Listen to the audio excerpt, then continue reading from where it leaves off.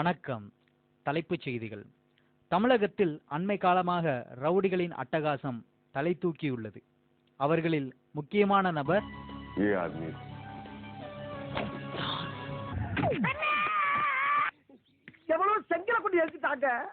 ஒரே அடி அடிச்சாலும் வாங்கின சுத்தி விடணும். அது அடி முத்துப்பாண்டி அடி. உனக்கு மட்டும்தான் குறிப்பா தெரியுமா? எனக்கு தெரியும்டா.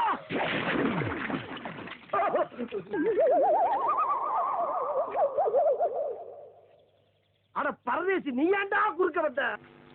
என்ன சார், காட்ஃபாதர் படம் பார்த்தீங்களா? சாரி சார், நான் விஜய் ரசிகன். படத்துல தலை பின்னிட்டார்ல. என்ன இருந்தாலும் தலை தாம்பல. சரி வாழ, பஞ்சாயத்துக்கு நேரமாச்சு. இந்த 18 பட்டி மக்களும் இங்க எதுக்கு கூடியிருக்கப்படா? நம்ம ஊர்ல உள்ள ரவுடிகளை பிடிக்கிறதுக்கு ஒரு வீரவாட ஆள் தேவை. யாராவது இருக்கீங்களா?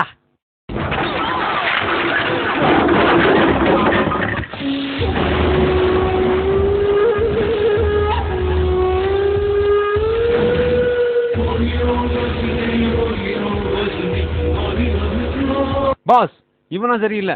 நான் வேணா கில்லி மாதிரி போய் அல்லேக தூக்கிட்டு வந்துட்டுமா? ஓகே, இதுக்கு நாங்கள் சிரிக்கணும். ஜி, உங்கள் சண்டையில் அங்கிட்டு போய் வச்சுக்கங்கடா.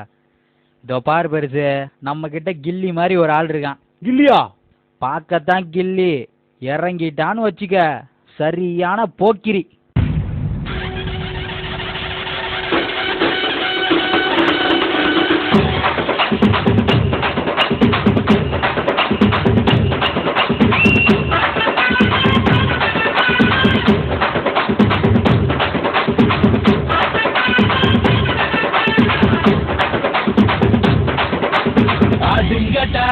என்ன சுத்தி நான் ஐயனாரு வெட்டு கட்சி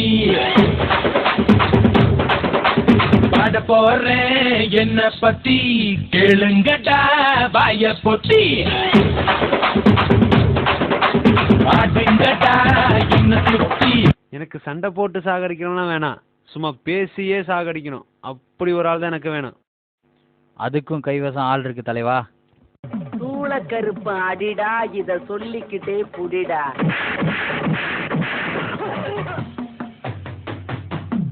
குந்தளக்கர கும்மா, இத வாங்கிக்கடா சும்மா.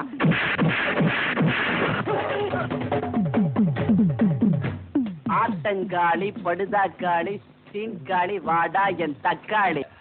இது சும்மா ட்ரைலர் தாம்மா. மெயின் பிக்சர் நீ இன்னும் பார்க்கல.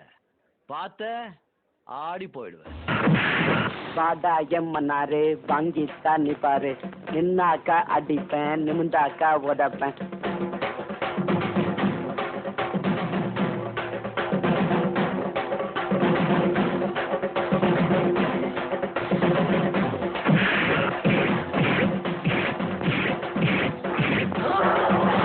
ஆடாய மச்சி, வாழைக்கா பச்சி, உடம்ப பிச்சி போட்டுடுவன் பச்சி. ஆடாய மச்சி, வாழைக்கா பச்சி, உடம்ப பிச்சி போட்டுடுவன் பச்சி.